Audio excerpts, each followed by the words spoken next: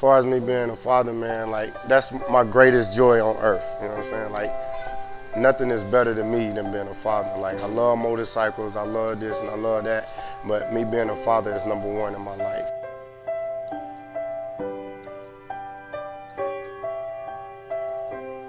The first time I got to enjoy that was with my daughter, TIL. I love you, baby. She just turned 11, so like 11 years ago was the start of me being an unselfish person. You know what I'm saying? So like having my baby helped me be unselfish, because at that point it was no longer about me. At that point I no longer got Christmas gifts from my mother that spoiled me all my life. It's like, it's not about you anymore, it's about the kids, you know what I'm saying? So having a daughter really, really changed my life, because like I looked at women different, you know what I'm saying? Like I could no longer do certain things with women because I thought about somebody doing that to my daughter. And then you fast forward, 10 years later, 8 years later, for me to have a son, like, man, like, you know what I'm saying? Like, I can't belittle the joy of having my daughter, but for me to have a son is like, I see me in him all day, like this is the little version of me, you know what I'm saying? And then, not to mention, when I had my daughter, I was 22, so like I wasn't as mature as I am now. When I had my son, I'm 30 years old, and like nothing that I went through in life, as far as the rough aspects, I want him to go through, or I want her to go through.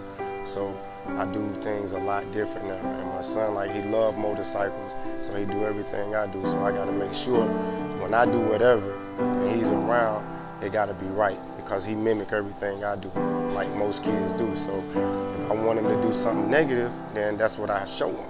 If I want him to do positive, that's what I have to show him. So like, again, like my kids, they my biggest joy, man.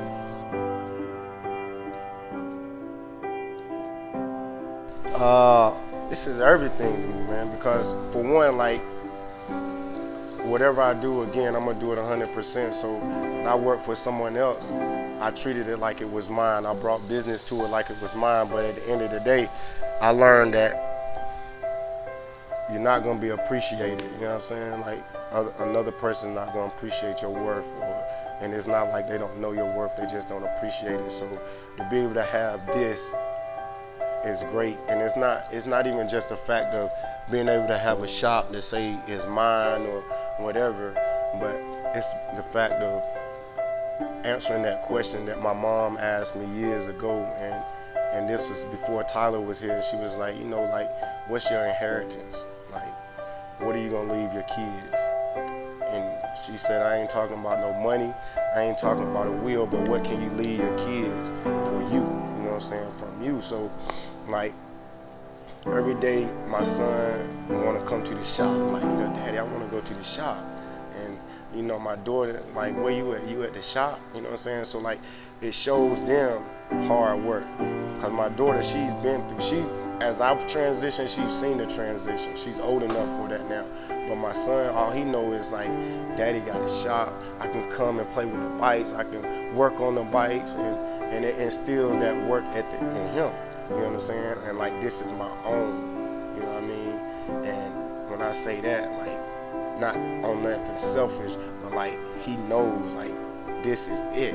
Like, I can go to the shop, I can do this. Like, he don't want to go home. Before is, I want to go see Papa, I want to go see Papa. Now it's Papa, take me to the shop. You know what I'm saying? Papa, take me to the clubhouse. So, like, again, that's my inheritance to my child. You know what I'm saying? To my children. Like, yo, hard work will get you this. You know what I'm saying? Like, we may not be rich, we may not have this, but if you work hard and you work honest, you know what I'm saying? Because, like, I'm a big believer in karma. You know what I'm saying? Like, if you overpay me $20 and I realize it later, I gotta hunt you down and find you and give you that, because I believe in bad karma. So like, this is my inheritance to my kids, so it's more than a shop. As far as my legacy and what I want to be remembered by is just that guy who would do anything for anybody. You know what I'm saying? That's honestly who I am. You know, it don't matter if you right there with me every day or whatever. If I can help you, I'm gonna help you. And like the kids, as far as the kids, I'm gonna do anything for any of the kids. So that's just what I want my legacy to be, man. Like like it's hard to cement your own legacy.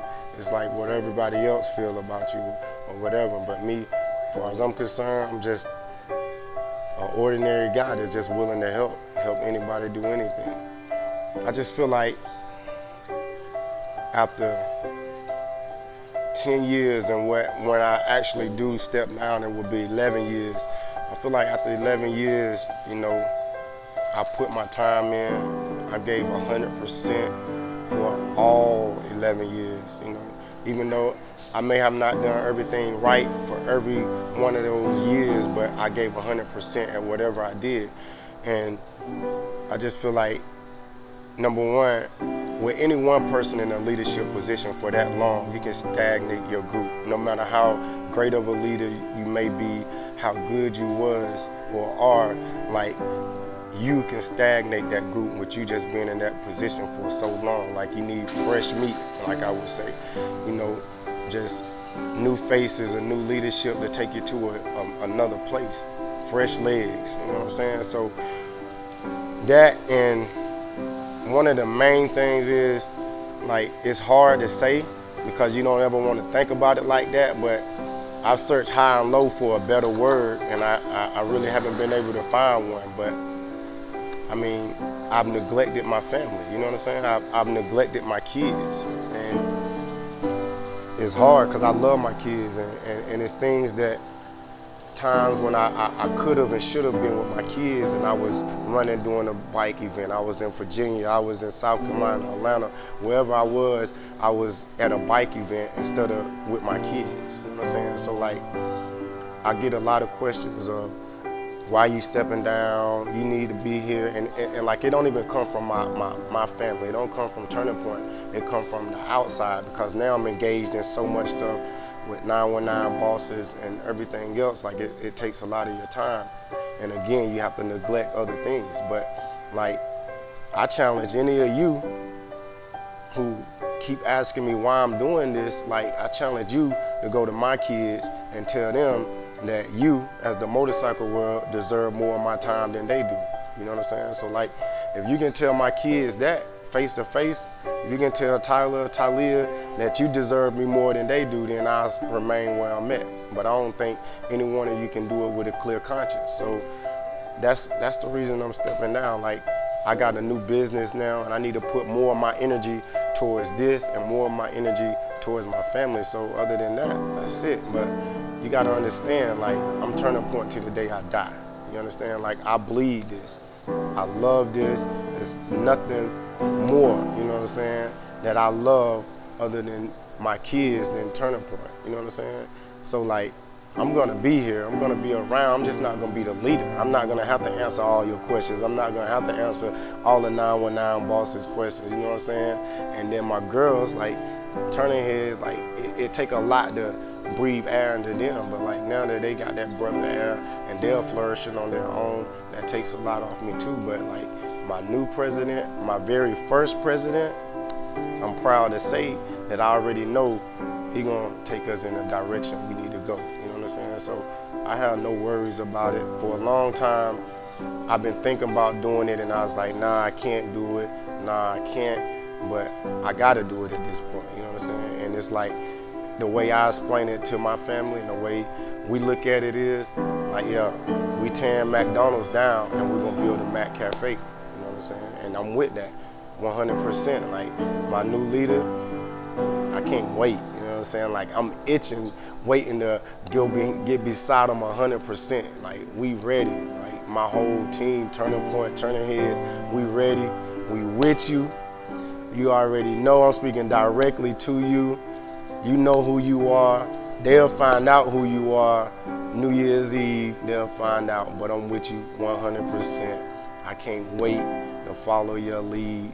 Let's go. My new president, oh my God. I don't know if you heard that, but what advice do I have for you? Be ready. Be ready. But I mean, it's something that I know you can do. You know what I'm saying? Like, with the responsibilities you have now and stuff, it's something that I know you can do. But more so than anything than my new president, for my family that's gonna be led by my president, the advice I have is like, remember, I wasn't always where I'm at now. Like, I made a lot of mistakes, and you roll with me through every mistake that I made. So, with that being said, our next president may make some mistakes too, and we gotta ride with him. So that's it, like 100%, the team is beside you. I spoke to everybody. All I can tell you is have an open mind, have an open schedule, and be ready. Like, seeing it from behind the scenes, you have no idea. And when you step into that position and when you put that patch on, you're gonna know. All I can say is I told you so. But be ready, man. Have an open mind, have an open heart, and have an open schedule. Because your life is no longer your life.